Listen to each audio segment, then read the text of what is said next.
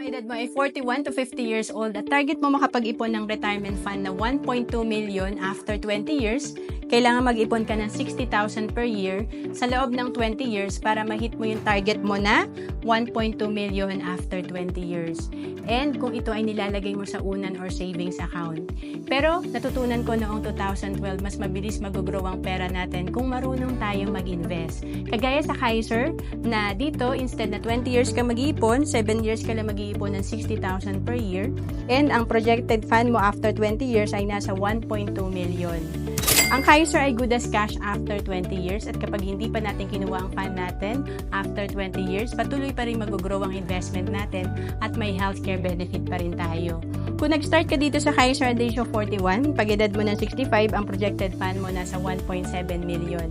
Mas maaga tayo nagsimula, mas mahaba yung time na mag-grow ang pera natin. Kaya importante mag-execute agad tayo sa investment kasi importante yung oras. Ang Kaiser ay level 1 investing. Dito tatlo na yung meron ka. Meron kang investment, healthcare at life insurance. And kung OFW ka, pwede ka mag-start dito sa Kaiser ng online. We have online application. To know more about Kaiser, message mo lang ako sa FB, Roanne Celis Capistrano.